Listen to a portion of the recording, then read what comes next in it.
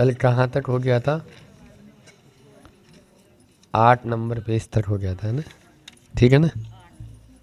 9 number से शुरू करना है। 9 का अंक शाश्वत अंक होता है।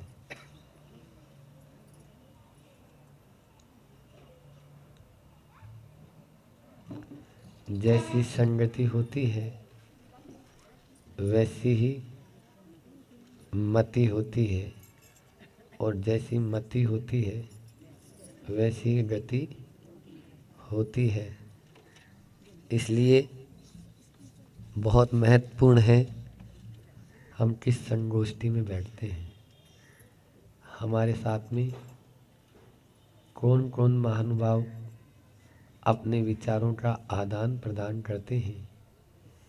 सबसे बड़ी शक्ति है विचारों की शक्ति। विचार यदि मान लीजिए थोड़े भी आपके खराब हुए तो कर्म बंद भी होगा और पतन के कारण भी हो जाते हैं। कल उदाहरण देखे अपन ने, पानी की बूंद एक है लेकिन रूप अनेक है। दलदल बन जाती है, मिट्टी में धूल में पड़ती है तो वही सर्प के मुंह में विष हो जाती है, नीम के पेड़ में कड़वी और आम के पेड़ में मीठी हो जाती है। वही पानी की बूंद जब स्वाति नक्षत्र में सीप के मुख में जाकर गिरती है तो मोती बन जाती है। इसलिए महत्वपूर्ण है संगति। आगे उसी के आगे बता रहे हैं। इसलिए जीवन का आस्था से वास्ता होने पर रास्ता स्वयं शास्ता होकर संबोधित करता साधक को साथी बन साथ देता है। आस्था के तारों पर ही साधना की उंगलियां चलती है साधक की। सराट जीवन में तब, ये क्या लिखा है आपके?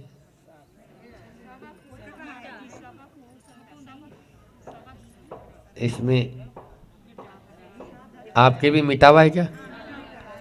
सब किताबों में मिटा हुआ है। साधक जीवन में तब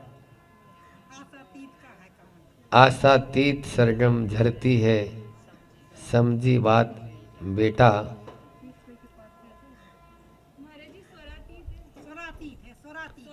आपके पास में है और ऊपर तो साधक ही है ना?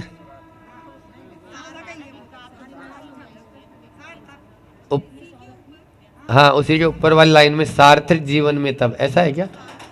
सार्थक है, बहुत बढ़िया। ये मिस प्रिंटिंग था यहाँ पर, मतलब यानी प्रेस से छप नहीं पाया था।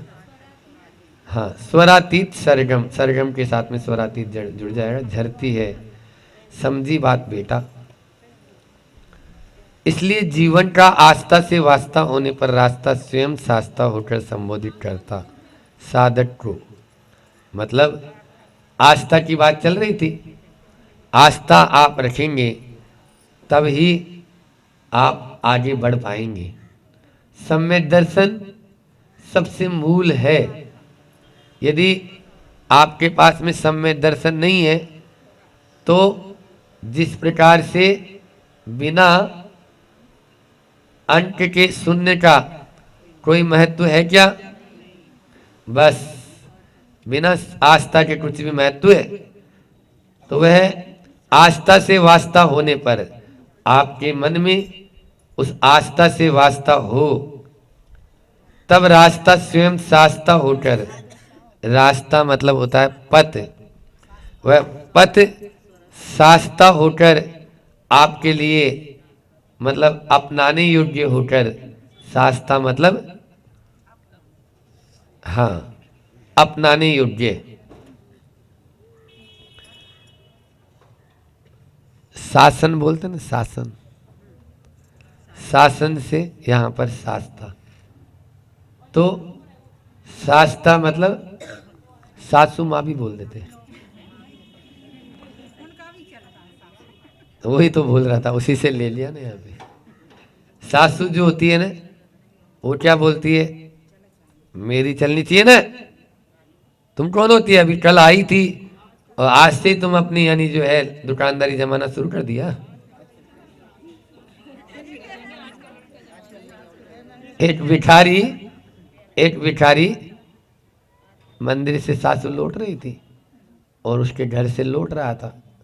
तो जैसे ही उससे पूछा, क्यों मिला नहीं तुम्हें? बोले नहीं, मना कर दिया तुम्हारी बहू ने। ठीक, वो अंदर चली गई। अंदर जाके फिर से वो बोला, माई कुछ तो दे दो, बहुत देर हो गई है।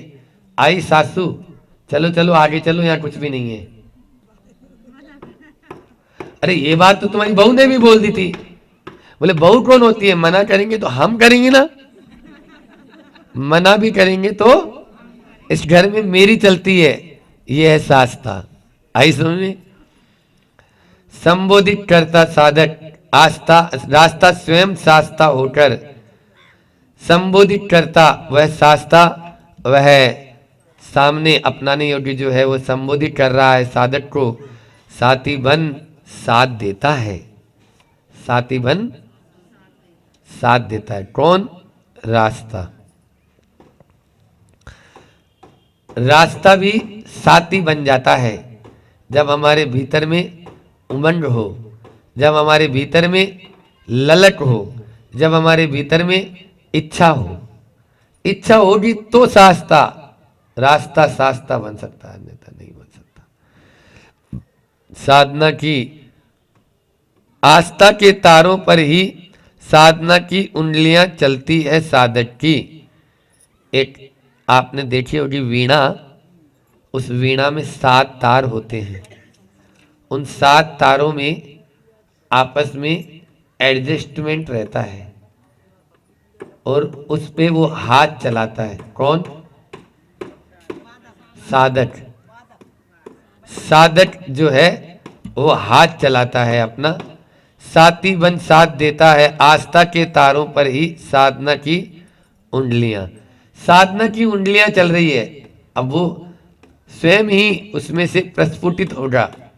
बिल्कुल संगीत जो होता है ना, उससे हम जैसे ये मूक माटी आचार्य श्री जी ने लिखी, तो एक साधक के भीतर में वो सब चीजें किस प्रकार से घटित होती है वो उन्होंने स्वयं ने समझा, स्वयं ने समझा, तब जाकर वो आगे बढ़ पाए, आगे बढ़ पाए और उन्होंने मूक माटी की रचना कर डाली। यहां पर भी आस्था के तारों पर साधना की उंगलियां चलती है साधक की। सार्थक जीवन में तब स्वरातीत सरगम झरती है। समझी बात बेटा? सार्थक जीवन को देखो, जिस जीवन में हमें रास्ता मिल जाए, आस्था हमारी मजबूत हो जाए, शास्ता हम स्वयं बन जाए, तभी तो जीवन सार्थक है, अन्यथा सार्थकपना नहीं है। हम क्या करते हैं, हम दूसरों के भरोसे अपने इस जीवन को आगे बढ़ाना चाहते हैं। आचार्य कहते हैं कभी भी 3 काल में भी तुम नहीं बढ़ा पाओगे। हमारे यहाँ मोक्ष मार्ग नितांत स्वाश्रित है, नितांत स्वाश्रित है। पति पत्नी के लिए कुछ नहीं कर सकता और पत्नी पति के लिए कुछ नहीं कर सकती। ये जैन धर्म की ही एक विशाल विचारधारा है। इसमें वह बोल रहे हैं कि जब वह साधक उंगलियां चलाता है तो सार्थक जीवन में उस स्वरातीत, अभी तक तो स्वर में उलझा हुआ था, अब स्वरातीत सरगम झरती है। समझी बात बेटा? स्वरातीत का मतलब होता है जो बाहरी ये संगीत हम सब सुनते हैं ये स्वर के साथ में है, लेकिन जो भीतर का संगीत है वो स्वरातीत है, वो स्वरातीत है। उस स्वरातीत संगीत को तभी वह सुन पाता है जब आस्था के साथ में साधना की उंगलियां चला पाएगा, अन्यथा जिसको अनुभव बोलते हैं। क्या बोलते हैं? अनुभव। अनुभव बोलता है। आप देखिए, अनुभव के बिना आप कितनी ही बात कर लीजिए, गुड़ बहुत मीठा होता है, गुड़ ऐसा होता है, उसको खाते ही बिल्कुल अच्छा लगता है, सब बातें हो रही है, बातें ही बातों में क्या है, कभी गुड़ का स्वाद आएगा? एक बार गुड़िया मिश्री की डली मुंह पे रख ली, पता लग जाएगा, वाह ऐसा होता है गुड़। बस हमें भी ये सब शास्त्रा होने पर ही हमें अच्छा लग पाएगा, अन्यथा हम आस्था तो है लेकिन रास्ता भी है, लेकिन अपना नहीं रहे हैं।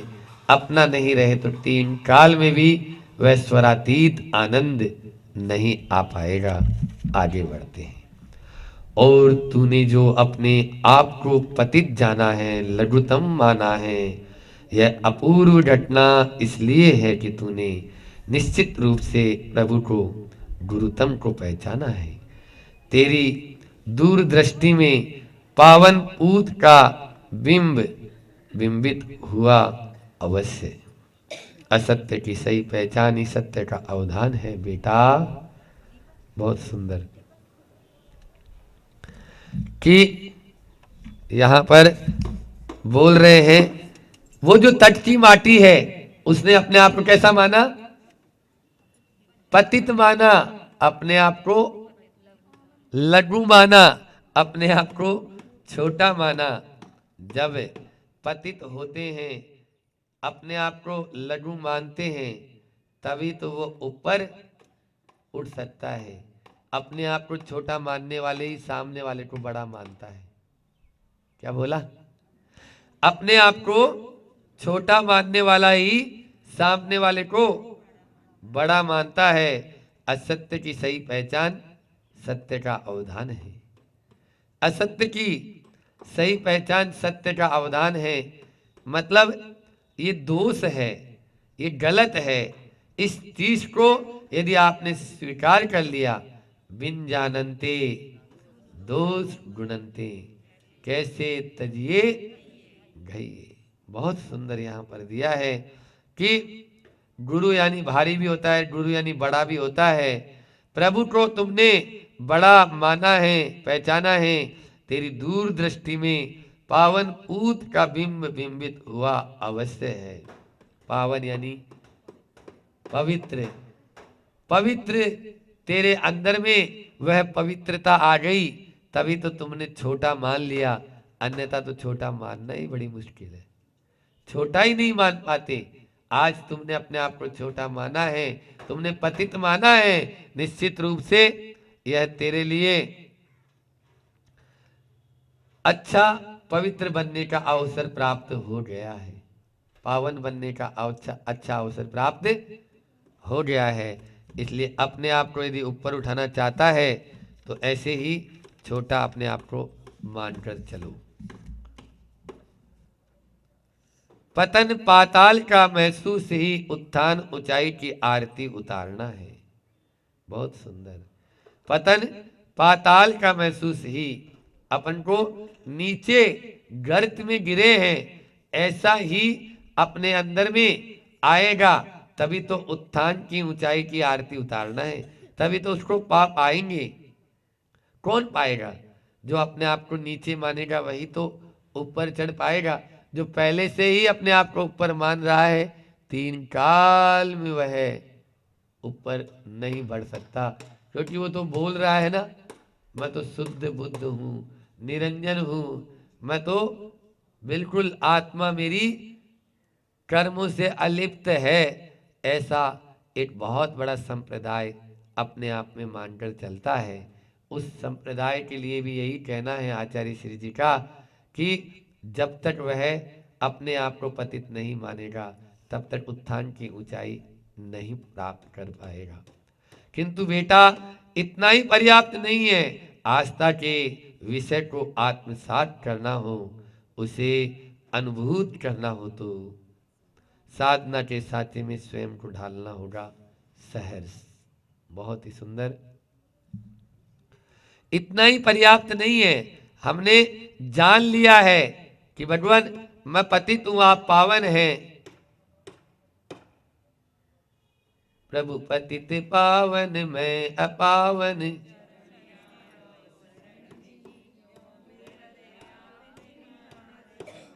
हे प्रभु आप पावन हैं, मैं पतित हूं, ये जान तो लिया, लेकिन साधना के जो रास्ता है उसको अपनाया नहीं, तो 3 काल में भी आप पावन बन पाएंगे? बोलो, नहीं बन पाएंगे। इतना ही पर्याप्त नहीं है। आस्था के विषय को आत्मसात करना हो, उसे अनुभूत करना हो, तो साधना के सांचे में स्वयं को ढालना होगा। सहर्ष मार मार के मुल्ला बनाने की बात हमारे जैन धर्म में नहीं सिखाई जाती है। हमारे यहाँ तो यही बात की जाती है, नहीं, तुम अपना कैसे परिणाम रखते हो, अपने परिणामों को दूसरों के भरोसे कभी भी साधना नहीं होती है। पर्वत की तलहटी से भी हम देखते हैं कि उत्तंग शिखर का दर्शन होता है, परंतु चरणों का प्रयोग किए बिना शिखर का स्पर्शन संभव नहीं है। दूर से देखते हैं तो पर्वत की जो तलहटी है, उस तलहटी में अपन पहुंचते हैं तो उत्तंग शिखर है, आपके यहाँ मंदिर बनने जा रहा है। जब बहुत ऊंचे जब शिखर बन जाएंगे तब आप लोगों को भी लगेगा अब इन शिखरों तक कैसे पहुंचे, इन शिखरों तक कैसे पहुंचे। बता रहे हैं चरणों का प्रयोग किए बिना शिखर का स्पर्शन संभव। जब तक आप सीढ़ियां नहीं चढ़ोगे, जब तक आप ऊपर ऊर्ध्वगमन नहीं करेंगे, तब तक शिखर का स्पर्शन हो सकता है क्या? केवल बातें रहेगी। दूर से आप उसको देख सकते हो, दूर से आप कहेंगे कितना सुंदर लग रहा है, लेकिन जो उसका आनंद पास जाकर लेना है वह नहीं ले पाएंगे। हाँ हाँ, यह बात सही है कि आस्था के बिना रास्ता नहीं, मूल के बिना चूल नहीं, परंतु मूल में कभी फूल खिले हैं। फलों का दल वह दोलायित होता है, चूल पर ही आखिर। बहुत सुंदर। अब मान लीजिए आपने यहाँ पर 3 तरह का उपयोग होता है। एक उपयोग होता है अशुभ उपयोग, एक होता है शुभ उपयोग, और एक होता है शुद्धोपयोग। तो शुद्धोपयोग की भूमिका में आपको पहुंचने के लिए अशुभ से तो आपने छोड़ ही दिया था, शुभ उपयोग को भी छोड़ना पड़ेगा, तभी आप शुद्ध उपयोग में लीन हो पाएंगे। इसलिए आचार्य भगवान कह रहे हैं कि यह बात सही है कि आस्था के बिना रास्ता नहीं, आस्था आपको रखना है, मूल के बिना चूल नहीं है। आपका जो मूल है उसके बिना चूल नहीं है। छत पर पहुंचना है, सीढ़ियों की आवश्यकता होना जरूरी है, सीढ़ियों की जरूरत है, लेकिन सीढ़ियों में जो आनंद आएगा या जो छत पर आनंद आएगा वो सीढ़ियों में 3 काल में नहीं आएगा। न आप बैठ सकते हो, न आप सो सकते हो, छत पर जाकर आप आराम से अपने सारे कार्य कर सकते हो। इसलिए छत का आनंद लेना है तो सीढ़ियों का मोह त्यागना पड़ेगा, सीढ़ियों का मोह त्यागना पड़ेगा। लेकिन हम क्या है, हमेशा सीढ़ी को पकड़ने रहना चाहते हैं। अब ये नहीं छूट जाए भगवान, तो 3 काल में नहीं, मूल के बिना चूल नहीं, परंतु मूल में कभी फूल खिले हैं? प्रश्नवाचक है। मूल में कभी फूल खिला है? नहीं खिला है। मूल तो जड़ है, जड़ में कभी फूल आया है? मूल के बिना चूल नहीं है, ऊपर जो फूल है उसी मूल से आया है, लेकिन उसके बाद में फूल और फल नहीं। फलों का दल वह दोलायित होता है, चूल पर ही आखिर। वह जो चूल था, वह जो फूल था, वह फूल जब अपने अस्तित्व को छोड़ देता है तब जाकर वहाँ पर फल लगना शुरू हो जाते हैं। इसलिए कभी भी अपने आप को फूलों में ही मत उलझाओ। अगर फूल का मोह नहीं त्याग कर पाओगे, 3 काल में फल का स्वाद नहीं ले पाएंगे, फूल ही रहेगा आपके पास में। इसलिए मूल में भी आनंद नहीं, फूल में भी आनंद नहीं, आनंद है तो फल में है, फल में आनंद है। फल को यदि अपन अच्छे से रखेंगे तभी वह चूल और मूल का महत्व है, अन्यथा महत्व नहीं है। हाँ हाँ, इसे खेल नहीं समझना, यह सुदीर्घकालीन परिश्रम का फल बेटा। बेटा यह सुदीर्घ काल जो बहुत लंबे समय तक हमने, क्योंकि अनादिकाल से हमने कभी ऐसे परिणाम किए ही नहीं कि फूल को हम छोड़ दें और फल को भक्षण कर लें, कहीं किए ही नहीं। इसलिए बहुत लंबा समय बीत चुका है तुम्हें केवल मात्र चूल और मूल में ही। अब तो कम से कम सुधर जाओ, अब तो कम से कम सुधर जाओ। आचार्य भगवान कह रहे हैं खेल नहीं समझना इसको, यह सुदीर्घकालीन परिश्रम का फल है। बहुत पहले साधना की होगी, बहुत परिश्रम किया होगा, तब ऐसे परिणाम हो पाते हैं, अन्यथा परिणाम नहीं हो पाते हैं।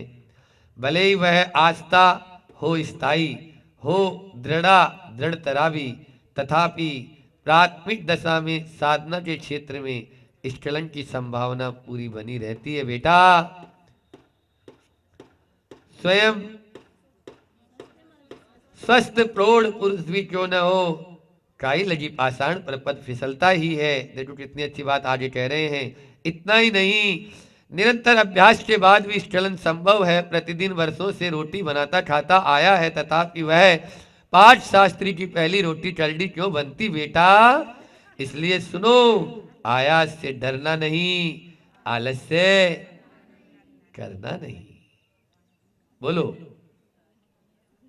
आचार्य श्री जी की प्रिय पंक्तियां हैं। मैंने आचार्य श्री जी कक्ष के बाहर 2-3 बार फ्लैक्स लगवाए, जहां जहां हम लोग उठते हैं। इन पंक्तियों को हम मूक माटी की बहुत सारी पंक्तियां हमने प्रिंट कार के फ्लैक्स में और आचार्य श्री जी के बाहर हम अपने कमरे के बाहर लगा लिए कि ताकि वो हमें झकझोरती रहे। भले ही वह आस्था हो स्थायी आस्था है, क्षायित सम्य दर्शन है, हो दृढ़ तरावी, दृढ़ा यानी बहुत मजबूत, क्षायित सम्य दृष्टि की आस्था जो होती है वो मजबूत आस्था कहलाती है। दृढ़ तरावी उससे अच्छी और दृढ़ कोई आस्था नहीं। तथापि प्राथमिक दशा में साधना के क्षेत्र में स्खलन की संभावना पूरी बनी रहती है बेटा। प्राथमिक दशा में कोई साधक जब आगे कदम बढ़ाता है तो निश्चित रूप से स्खलन होना संभव हो सकता है। देखो स्थितिकरण अंग के लिए आचार्य श्री क्या कह रहे हैं। स्वस्थ प्रौढ़ पुरुष भी क्यों न हो, स्वस्थ है, अच्छा दिमाग है, प्रौढ़ है, लेकिन काई लगी पाषाण पर पद फिसलता ही है बेटा। काई लगी हुई है तो संसार कैसा है, काई लगा हुआ। इस संसार में हम लोग चल रहे हैं पंचम काल में, सब तरफ केवल भोग ही भोग नजर आ रहे हैं, केवल भोग ही भोग नजर आ रहे हैं। फिर भी अपने आप को हम बचाकर भैया धीरे धीरे धीरे धीरे ही सही आगे बढ़ते चले जाएं। एक एक दिन अपनी साधना का ऐसे ही आगे की ओर बढ़ता चला जाए। लेकिन फिर भी स्खलन हो जाए तो क्या कह रहे हैं, इतना ही नहीं, निरंतर अभ्यास के बाद भी स्खलन संभव है। जो निरंतर अभ्यास किया है उसका भी स्खलन संभव, वो भी गिर सकता है। उदाहरण देखो, प्रतिदिन वर्षों से रोटी बनाता खाता आया है, तथापि वह पाठ शास्त्री की पहली रोटी करड़ी क्यों बनती है बेटा? आप लोग रोज रोटी बनाते हो, पहली रोटी तो आपकी कैसी बनती है, करड़ी बनती है थोड़ी सी। पाठ शास्त्री यहाँ पर लिया शब्द आपको बताने, महिलाएं जो है ना वो पाठ शास्त्री नहीं है। जितने पुरुष होते हैं वो महाराज होते हैं ना, महाराज बनाने वाले, तो ये वहीं से आया ये शब्द। अपन लोग सोचते हैं कि महिलाओं का ही काम, हाँ खिलाने का काम महिलाओं का है, लेकिन बनाने का काम पुरुषों का भी है। इसलिए अपने आप को कभी ऐसा नहीं समझ लेना। यहाँ पर पाठ शास्त्री बोला, वहां पर पत्नी नहीं बोला। तो वह पाठ शास्त्री की पहली रोटी करड़ी क्यों, इसलिए सुनो, आयास से डरना नहीं और आलस से, आयास का मतलब पुरुषार्थ, पुरुषार्थ से कभी नहीं डरना। गिर गए तो अब रहने दो, try and try again, try and try again. नन्ही चींटी भी 100 बार फिसलती है दाना लेकर मुंह में, मेहनत उसकी हर बार खाली नहीं होती, मेहनत करने वालों की कभी, बोलो, बस वही है। यहाँ पर चींटी से शिक्षा दे रही है आपको। डुबकियां डुबकियां सागर में गोताखोर लगाते हैं, डुबकियां सागर में गोताखोर लगाते हैं, जा जाकर खाली हाथ लौट कर आते हैं, जा जाकर खाली हाथ लौट कर आते हैं। मुट्ठी उसकी हर बार खाली नहीं होती, और कुछ किए बिना ही जय जयकार नहीं होती। मेहनत करने वालों की कभी, अमिताभ बच्चन की है ये, हरिवंश राय बच्चन उनके पिताजी थे, उन्होंने लिखी है ये। तो आयास से डरना नहीं, आलस से, कभी आलस्य नहीं करना। कभी कभी साधना के समय ऐसी भी घाटियां आ सकती है कि, लंबा है, चलो इतना ही रहने देते हैं ना, ठीक है। जा वाणी के ज्ञान ते सूझे लोटा लोट, सो वाणी मस्तक नमो सदा दे तू लोट, हे जिन वाणी भारती देव मजु हरिहंत को, गुरु सेवा निर्गन